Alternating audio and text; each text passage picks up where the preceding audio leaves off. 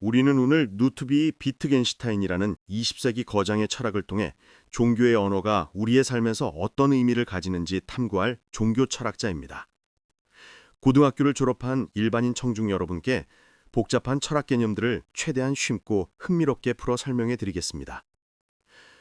비트겐슈타인의 철학은 그의 삶을 따라 전기와 후기로 나뉘며 이는 언어와 종교를 이해하는 방식의 근본적인 전환점을 제시합니다.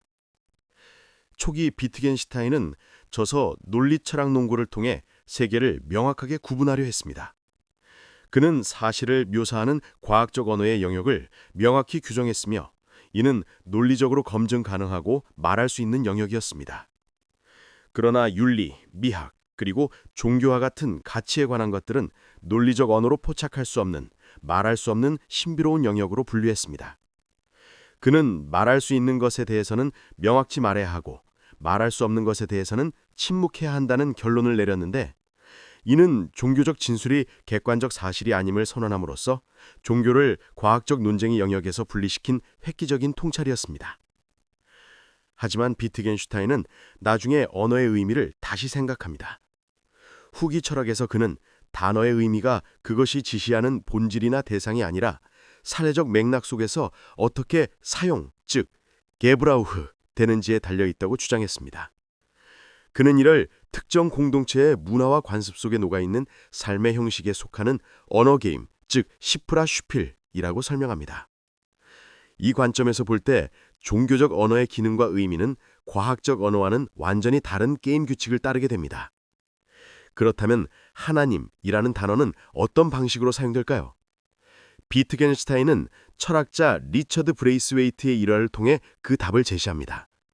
브레이스웨이트는 사도신경에 나오는 동정녀 탄생, 부활 등의 사실 주장을 믿지 않았지만 그 신경을 노래함으로써 불편함을 해소했습니다. 노래는 글자 그대로의 사실을 주장하는 것이 아니라 일종의 찬양이자 서사에 참여하는 행위이기 때문입니다. 이처럼 종교적 언어는 장례식, 축복, 기도와 같은 의례에서 주로 사용됩니다.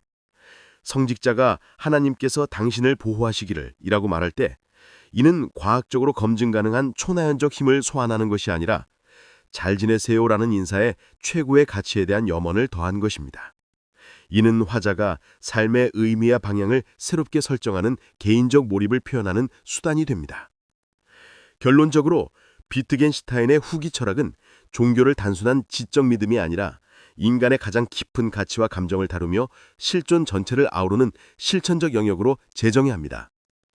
종교적 신념은 세계에 대한 특정한 관점, 즉 시크트 와이즈를 불러일으키고 유지하는 삶의 방식인 것입니다.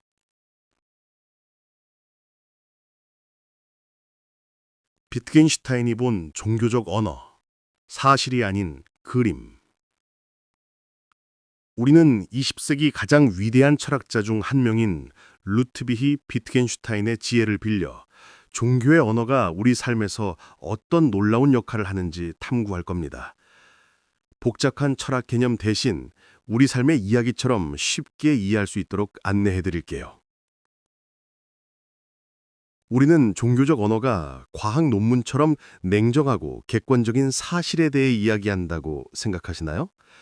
비트겐슈타인은 아니라고 단호하게 말합니다. 종교적 언어는 우리 인간의 삶에서 완전히 다른 역할을 수행합니다. 비트겐슈타인은 교회에 다니지 않았음에도 나는 종교적인 사람이 아니지만 모든 문제를 종교적 관점에서 보지 않을 수 없다고 말했다고 합니다. 이는 그가 삶의 궁극적인 질문, 즉 인생의 의미 같은 문제에 깊이 사로잡혀 있었음을 보여줍니다. 비트겐슈타인의 초기 저작인 논리 철학 논고, 이 책은 명확하게 말할 수 있는 논리와 과학의 영역과 말할 수 없는 신비로운 영역을 구분합니다. 가장 유명한 문장이 바로 7번째 부분에 나오는 말할 수 없는 것에 대해서는 침묵해야 한다입니다. 그는 신비로운 것이 언어의 외부에 놓여 있지만 그럼에도 근본적으로 중요하다고 강조합니다. 세계에 존재하는 사물이 어떻게 존재하는지가 신비로운 것이 아니라 세계가 존재하는 것 자체가 신비롭다는 그의 말은 과학이 모든 것을 설명해도 왜 세상이 존재하는가라는 근본적인 경이로움은 여전히 남는다는 뜻입니다. 이 논구를 잘못 해석한 일부 철학자들은 논리적 실증주의라는 학파를 만들었습니다. 이들은 지식이란 오직 실험적으로 입증 가능, 실증주의 하고 논리적으로 모순이 없어야 한다고 주장했습니다.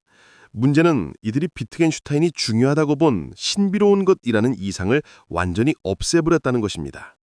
비트겐슈타인은 그들이 자신의 생각을 왜곡, 타라베스티했고 자신을 완전히 오해했다고 말했습니다. 그에게 윤리적이고 종교적인 영역은 논리와 과학을 초월하는 영역이었기 때문이죠. 이후 비트겐슈타인은 단어의 의미에 대해 더 유연해졌습니다. 그는 한때 버트런드 러셀과 함께 단어가 어떤 사물을 상징한다, 즉 Wofür das Wort stand라고 생각했습니다. 예를 들어 러셀은 만약 뭐뭐라면 이라는 단어가 마음속에 주저하는 느낌을 Das Gefühl des Zugens,을 상징한다고 제안하기까지 했죠. 하지만 비트겐슈타인은 질문합니다. 만약 누군가 만약 뭐뭐라면 이라고 말할 때 그런 주저하는 느낌이 없다면 그 단어는 의미가 없을까요? 의미가 있다면 그 느낌은 정말 중요할까요? 결국 그는 단어가 눈에 보이지 않거나 비물질적인 사물을 상징한다는 이론 자체가 점점 비현실적이라고 느꼈습니다. 비트겐슈타인이 혹시 관찰한 바에 따르면 우리는 종종 단어를 어떤 행동의 작은 부분, 즉 리들의 일부로 사용하는 것을 배웁니다. 예를 들어 특정한 춤에 사용되는 노래의 가사는 그 사람에게 매우 중요해질 수 있지만 그 단어가 무엇을 상징하거나 가리키는 것은 중요하지 않습니다. 그 단어들은 그가 배운 리들의 일부이며 온갖 깊은 감정과 연관되어 있을 뿐이죠. 더 나아가 종교적 단어들은 전체 삶을 규정하는 역할, 즉 Regulierung des Lebens를 맡은 그림을 불러일으킬 수 있습니다. 어떤 사람은 자신의 삶을 하나님이 지켜보시는 것이라고 간주하고 고통을 벌 또는 시험으로 여기는 그림을 가질 수 있습니다. 비트겐슈타인에게 이러한 종교적 그림은 참 거짓의 대상이 아닙니다. 이 그림을 사용하지 않는 불신자들은 그 그림에 반대하는 것이 아니라 단지 사용하지 않는 것뿐입니다. 그는 최후의 심판 같은 그림을 가지고 있지 않지만 대신 나는 나 자신에게 다른 것들을 말합니다. 나는 다른 그림들을 가지고 있습니다. 라고 말합니다. 그 역시 세상에서 자신의 삶을 살아가게 하는 구체적인 그림을 가지고 있습니다. 궁극적으로 비트겐슈타인이 묻습니다. 그러한 그림, 예를 들어 최후의 심판을 갖는 것이 합리적일까? 그의 대답은 명쾌합니다. 합리적이지 않을 뿐만 아니라 그렇게 하는 척도 하지 않습니다. 이성은 미켈란젤로의 그림이 위대한 예술이라고 결정하지 않듯이 종교적 그림을 기억 속에 간직하는 것도 정당화하지 않습니다. 종교 내에서 증거에 호소하는 사람들은 종교적 언어가 어떻게 사용되는지를 정확히 오해하고 있습니다. 그들은 종교적 믿음을 과학적 믿음으로 바꾸려 시도하지만 하나님은 과학적으로 사용될 수 있는 개념이 아닙니다. 종교적 언어는 검증이 필요한 사실이 아니라 우리의 가장 깊은 자기 이해됨의 중심 개념으로 기능합니다. 이는 결국 세상에서 아주 특정한 삶을 이끌어내는 힘 있는 그림입니다. 앞선 시간 우리는 비트겐슈타인이 종교의 언어를 사실이 아닌 그림으로 보았다는 점을 배웠습니다. 이번 시간에는 구체적인 사례를 통해 종교적 언어가 우리 삶의 형식 속에서 어떤 강력한 힘을 발휘하는지 깊이 있게 살펴보겠습니다. 과학 철학자 리처드 브레이스웨이트의 흥미로운 일화부터 시작해 봅시다. 이 철학자는 논리적 사고를 중시하는 논리적 실증주의자였는데 늦은 나이에 세례를 받기로 했습니다. 문제가 생긴 건 그가 사도신경을 암송해야 한다는 말을 들었을 때입니다.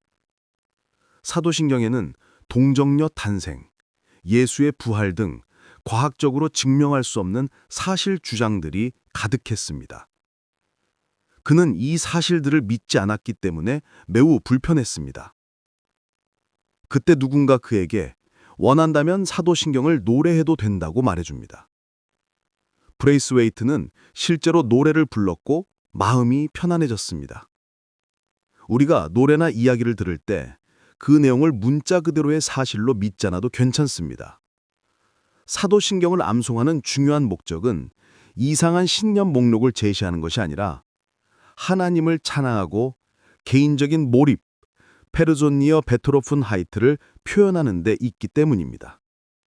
그 신경은 삶을 무조건적으로 주고 죽음의 힘을 이겨내는 사랑을 요약하는 서사와 같았던 것이죠. 이처럼 하나님이라는 단어가 의례 속에서 주로 사용된다는 점은 놀랄 일이 아닙니다. 출생, 결혼, 사망 같은 삶의 중요한 순간에 쓰이죠.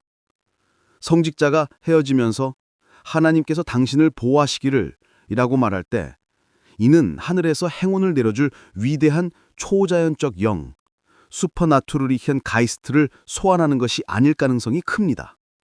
이는 일상적인 인사, 안녕, 잘 지내와 비슷하지만 거기에 추가적인 신성한 의미, 추제칠리히에 하일리히에 베토이통을 담고 있는 것입니다.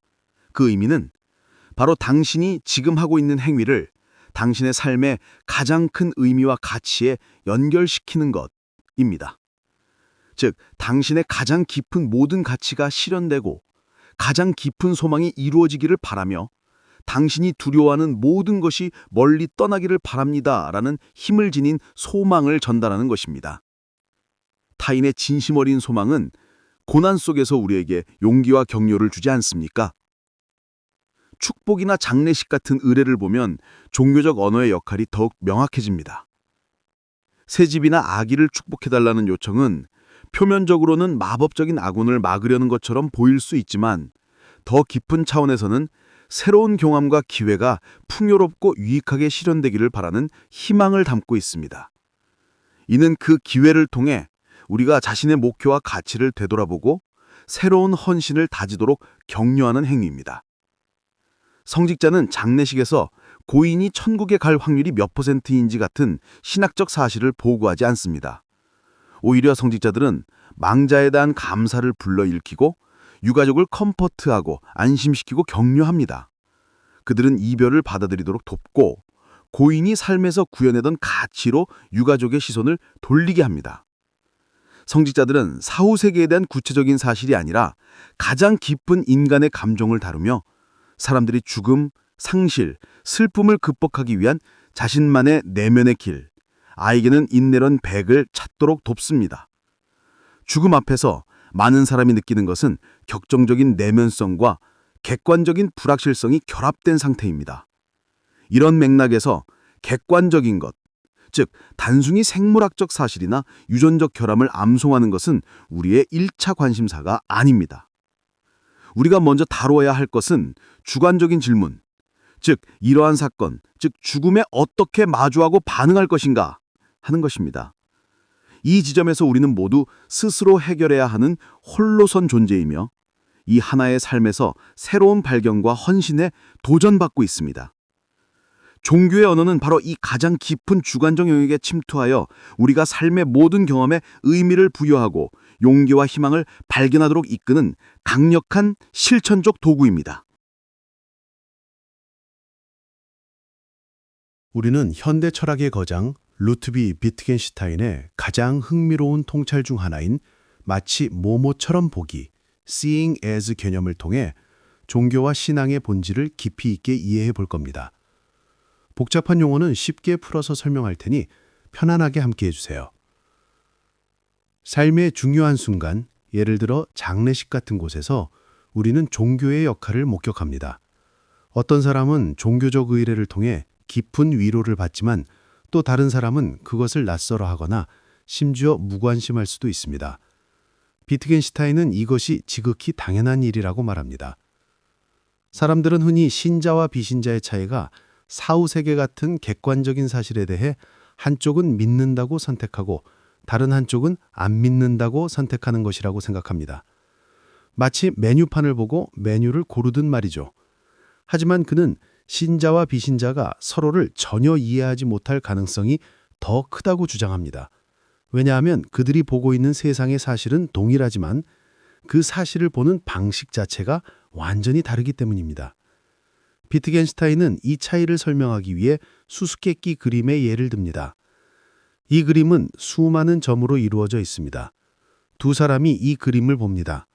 두 사람 모두 동일한 점들, 즉 사실을 보고 있습니다. 하지만 한 사람은 올바른 시각에서 그림을 파악하여 점들이 특정한 의미를 가진 그림으로 보입니다. 반면 다른 사람은 그 그림을 절대 알아보지 못하고 그저 점들의 집합으로만 봅니다. 사실은 동일하지만 한 사람에게는 그 사실이 의미를 가지지만 다른 한 사람에게는 그렇지 않습니다. 따라서 종교적 논쟁은 실제로 객관적인 사실, 즉 실험이나 관찰로 확인할 수 있는 것에 관한 것이 아닙니다. 그것은 우리가 삶 속에서 의미를 인식하는 것, 즉 세상을 어떤 관점으로 보느냐의 문제입니다. 비트겐슈타인은 이러한 의미의 인식이 단순히 주관적인 감정으로 지부되어서는 안 된다고 경고합니다. 그는 영원하고 객관적인 선, 다스 에이빅의 오브젝티브 구테는 수학자들이 말하는 숫자처럼 실제한다고 말합니다. 영원한 선은 돌이나 나무 같은 물리적 대상과 실제하는 것과는 다릅니다. 그것은 그 자체의 방식으로 실제합니다. 이 실제로 가는 길은 내면의 인식과 개인적인 방향 설정, 즉 시간적인 것에서 영원한 것으로 향하는 방향 설정을 통해서만 가능합니다. 이러한 영원한 것에 대한 강조는 고대 철학자 플라톤을 상기시킵니다.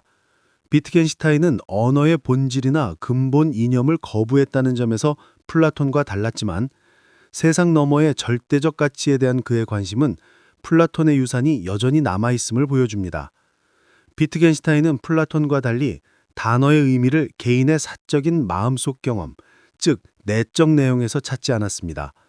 그는 언어가 공적인, 사회적 활동이며 특정 인간 집단의 관행과 활동으로부터 의미를 얻는다고 강조했습니다.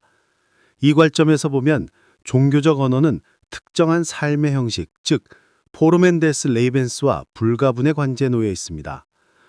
비트겐슈타인은 하나님이라는 단어가 무엇을 상징하는지 묻는 대신 이 단어가 어떻게 사용되는가라고 물어야 한다고 말합니다. 하나님이라는 단어는 주로 예배와 기도에서 사용됩니다.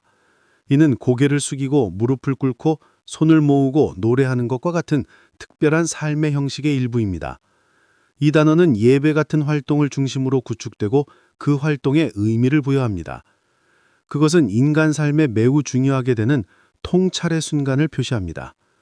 사람들이 우리는 이 사람을 만나 평화와 사랑에 압도당했습니다. 또는 내 삶이 한순간에 바뀌었습니다. 라고 말하는 순간 그 경험에 하나님이라는 이름을 부여함으로써 그 경험을 최고의 가치로 끌어올립니다. 사랑에 빠지는 경험은 이러한 보는 방식을 이해하는데 완벽한 비유입니다. 나는 내가 귀가 커서 내가 IQ가 92라서 너를 사랑해 라고 말하는 것은 의미가 없습니다. 사랑에 빠질 때 우리는 상대방의 특징 목록을 보고 사랑을 결정하는 것이 아닙니다. 사랑에 빠질 때 우리는 그 사람에게 다른 누구도 보지 못하는 어떤 것을 새롭게 다르게 봅니다. 우리는 이 감정을 저항할 수 없는 끌림으로 느끼고 이는 상대를 새롭게 보는 관점과 자신을 완전히 헌신하는 것과 관련이 있습니다. 하나님을 믿는다는 것은 어쩌면 우주와 사랑에 빠지는 것과 비슷합니다. 무언가 특별한 것이 우리의 전체 경험을 새로운 방식으로 이해하도록 이끌고 삶을 무섭고 아름다운 경험의 깊이 속에서 보게 합니다. 하나님을 믿는 것을 배운다는 것은 곧 보는 방식을 배우는 것입니다. 비트겐슈타인은 이것을 양상의 심광이라고 부릅니다. 이 특별한 단어들, 즉 영원한, 최고라는 단어들이 포함된 실천을 통해서만 가능하죠. 이 양상의 심광이 바로 비트겐슈타인에게 남아있는 플라톤적 요소입니다. 그것은 깊이, 초월성, 그리고 시간적인 것에 구속된 마음으로는 볼 수 없는 영원한 것입니다. 이 자체적으로 존재하는 최고의 가치 앞에서 인간의 경험은 재평가됩니다. 종교적 언어는 다른 방식으로는 표현될 수 없는 세계에 대한 관점을 생성하고 유지하는 데 사용됩니다. 이 관점을 이해하려면 우리는 그 관점이 속해 있고 가능하게 하는 삶의 형식 안으로 들어가야 합니다. 종교적인 사람은 처음에 부적절해 보일 수 있는 인간 삶에 대한 관점으로 이끌린 사람입니다. 스타트렉 추종자들도 영웅적 hin본주의와 낙천주의라는 가치에 따라 살아가며 그들만의 정경과 의복, 정형화된 문구, 스카티, 나를 전송해줘 등을 사용한다는 점에서 종교적 세계의 중요한 부분에 발을 들여놓은 것과 같습니다. 하지만 그들에게 부족한 것은 인간 실제에 대한 이해를 심화시킨다고 알려진 정신수양의 의례화된 실천입니다. 하나님을 믿는다는 것은 단순히 미스터 스팍처럼 옷을 입는 것과는 달리 사회적 실천의 공동체로 들어가는 것을 의미합니다. 이 공동체 안에서 사람들은 체계적으로 훈련되어 삶의 사건들의 일련의 이상적인 반응들, 즉 이데알의 리액션들로 응답합니다. 이 자기 형성, 즉 셀프스빌딩 과정에서 하나님이라는 단어는 경배, 감사, 참회, 그리고 타인의 필요에 대한 걱정 같은 다양한 일반적인 응답을 이끌어내기 위해 사용됩니다. 결론적으로 비트겐슈타인에게 종교적 신념은 객관적인 진리 주장이 아닙니다. 그것은 삶의 모든 경험을 재해석하고 영원한 가치에 전적으로 헌신하며 공동체의 의례적 필천을 통해 삶의 방향을 설정하는 근본적이고 강력한 방식입니다. 신앙은 양상의 섬광이자 실존적 하느신입니다. 비트겐슈타인의 철학은 종교적 신념을 과학이나 논리로 검증해야 하는 객관적인 지식 영역에서 완전히 해방시켜 인간 실존의 가장 깊은 차원으로 되돌려 놓았습니다. 종교적 언어는 단순히 사실을 모아놓은 문장들이 아닙니다. 그것은 마치 처럼 보기라는 비트겐슈타인적 개념, 즉 양상의 섬광, 다스 아우풀브리텐 아이네스 아스펙츠를 통해 경험 전체를 새롭게 이해하고 반응하게 만드는 근본적인 시각입니다. 마치 우리가 사랑에 빠졌을 때 상대방에게서 다른 누구도 보지 못하는 특별한 가치를 발견하듯이 종교적인 사람은 자신의 삶과 우주에서 영원하고 최고의 가치를 발견하고 여기에 저항할 수 없는 헌신을 바치게 됩니다. 신앙의 본질에는 중요한 모순이 자리하고 있습니다. 바로 객관적인 부각실성, 오브젝티버 운시어 하이트와 격정적인 내면성, 라이텐샤프틀리해 임널리카이트의 결합입니다. 덴마크의 실존 철학자 시오렌 키르케고르의 통찰처럼 종교적 진리는 경험적인 증거로 증명되는 것이 아니라 증거가 부족한 상황에서도 기꺼이 뛰어드는 개인의 실존적 결정에 달려 있습니다. 종교는 과학처럼 사실의 리스트를 제공하는 대신 죽음과 상실 앞에서 사람들을 위로하고 격려하며 그들의 삶에서 살아냈던 가치들로 시선을 돌려줍니다. 비트겐슈타인은 종교를 단순한 가치관이나 취미 수준에 머무는 스타트렉 팬덤과 구별합니다. 스타트렉 팬이 영웅적 가치관을 가질 수 있듯이 종교도 가치관을 공유합니다. 하지만 종교는 그 이상입니다.